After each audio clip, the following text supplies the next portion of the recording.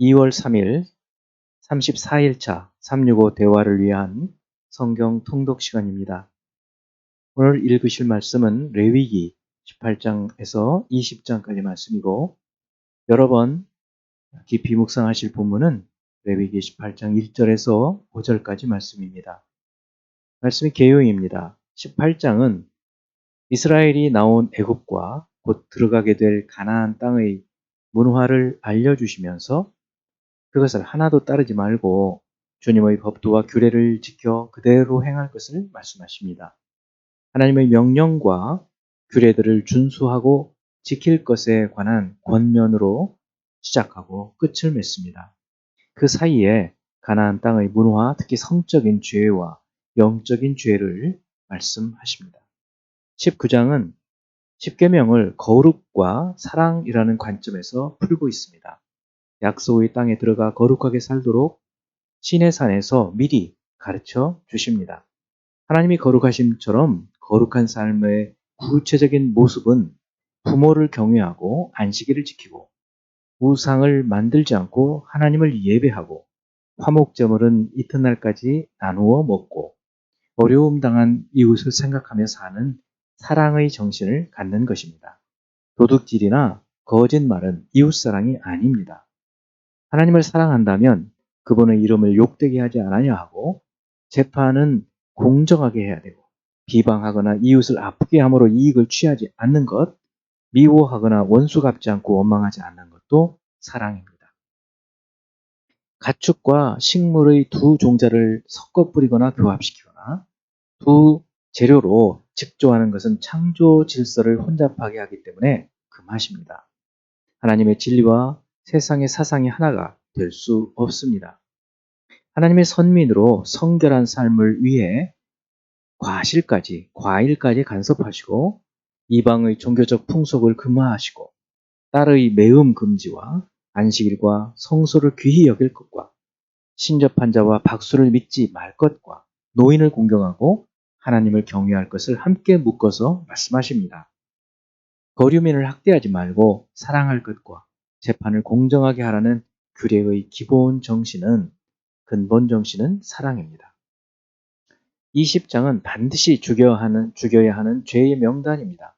자식을 몰래에게 주는 자, 신접한 자와 박수무당을 따르는 자, 부모를 저주하는 자, 여러 종류의 성적 간음을 범하는 자는 모두 죽이라고 말씀하시고, 이스라엘 민족에게서 끊쳐지는 벌을 당하는 성범죄도 말씀하십니다.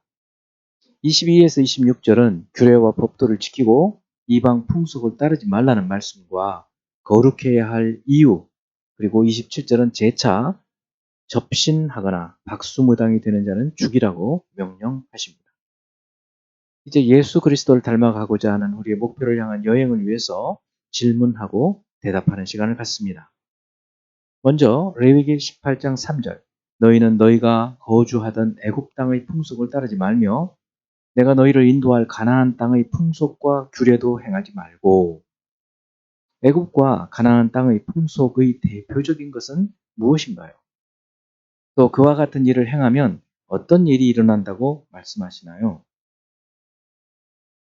이스라엘이 나온 애굽과 들어가 살 가나안 땅의 대표적인 풍속은 성적 타락입니다. 그에 대해서 땅이 인간을 거부하여 소산을 맺지 않게 하심으로 하나님은 징계하시겠다고 말씀하십니다.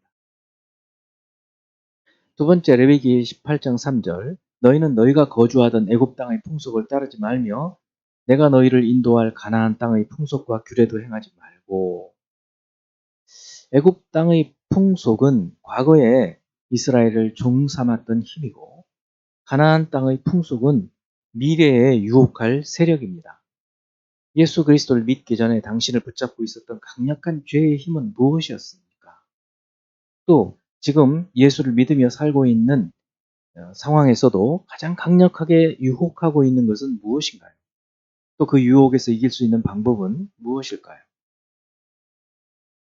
대체로 우리를 유혹하고 있는 것은 돈과 권력과 성적 유혹들입니다. 또 그 밖의 것들도 있을 수 있죠. 이와 같은 세속의 풍속과 문화를 거절하고 하나님의 공동체와 함께 하나님의 말씀을 따라 사는 문화를 만들어내는 것이 이러한 유혹들을 이기는 대단히 중요한 방법입니다. 개인적으로도 또 공동체적으로도 그 문화를 만들어내고 그 문화 속에서 사는 것입니다. 세 번째, 레위기 19장 2절 말씀. 너는 이스라엘 자손의 온 회중에게 말하여 이르라. 너희는 거룩하라. 이는 나 여호와 너희 하나님이 거룩함이니라. 18장에서 20장까지에 걸쳐서 나는 여호와 너희의 하나님이라는 십계명의 서두의 말씀, 그 하나님의 명칭을 26번이나 반복하면서 강조하고 있는 것이 있습니다. 그것은 무엇인가요? 거룩함입니다. 거룩하신 하나님처럼 너희도 거룩하라. 거룩한 백성이 되어야 한다. 이것입니다.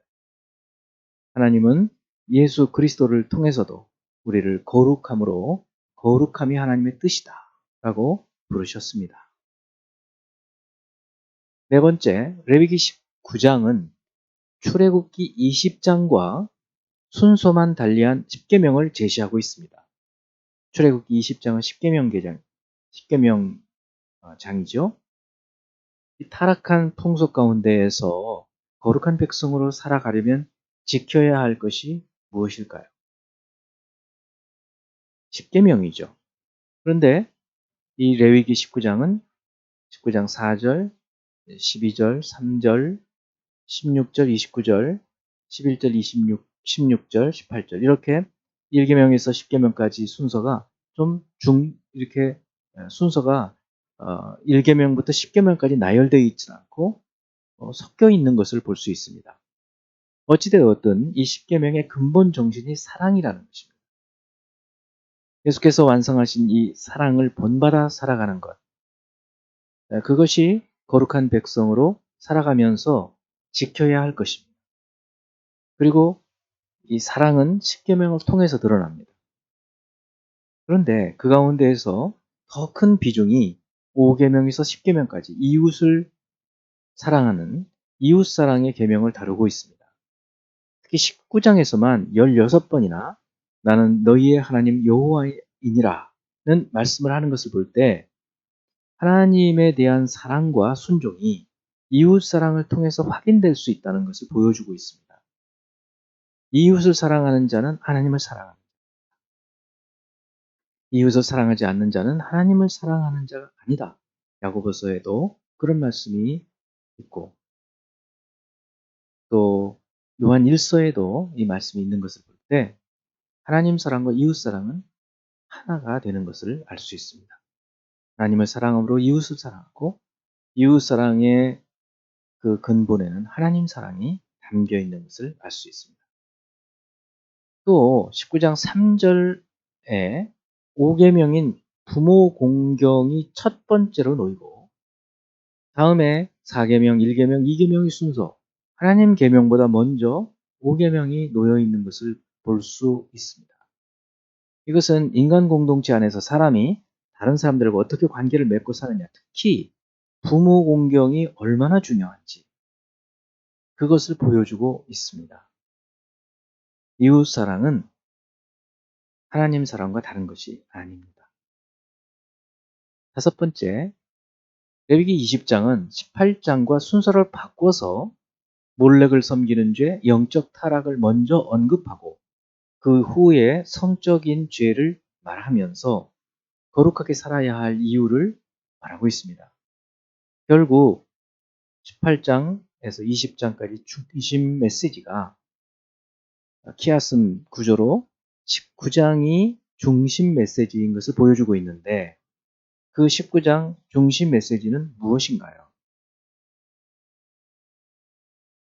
여호와 하나님의 규례와 법도인 십계명을 지키며 공동체 안에서 이웃을 자신과 같이 사랑하는 것, 그것이 바로 거룩한 삶이라는 것입니다. 그러니 사랑은 거룩한 삶으로 나타나고 거룩한 삶은 그 근본에 사랑이 있다는 것을 알 수 있습니다. 사랑과 거룩, 이 두 가지 키워드를 가지고 레위기 18장에서 20장은 말씀하고 있는 것을 볼 수 있습니다. 이제 오늘 말씀 한 구절을 묵상하면서 교훈으로 삼고 기도하는 시간을 갖습니다. 레위기 20장 26절 너희는 나에게 거룩할지어다. 이는 나 여호와가 거룩하고 내가 또 너희를 나의 소유로 삼으려고 너희를 만민 중에서 구별하였음이니라. 하나님 앞에서 우리는 거룩해야 하며 또 사람들 앞에서 우리는 사랑해야 하는 것을 보여주는데 출애굽하신 근본적인 이유가 하나님께서 우리를 거룩하게 하시고 거룩하게 하심으로 하나님의 소유 삼으시려고 만민 중에서 구별을 하여서 그 가운데 예배를 통해서 하나님께 가까이 나가고 삶을 통해서 하나님과의 관계를 계속 유지해 나가는 것입니다. 기도하겠습니다. 사랑과 은혜가 풍성하신 하나님 아버지, 오늘 하나님의 사랑과 또 하나님의 거룩하심의 말씀을 들으면서 하나님과 이웃을 사랑하고 또 하나님을 향하여서 거룩한 삶을 사는 것이 두 가지가 아니라 하나인 것을 묵상하게 됩니다. 오늘 주신 말씀, 이 말씀을 우리 마음속에 깊이 새기고 성령의 인도하심을 받아서 이 일을 이루어갈 수 있는 저희가 되게 하여 주시옵소서. 예수 그리스도 이름으로 기도합니다. 아멘.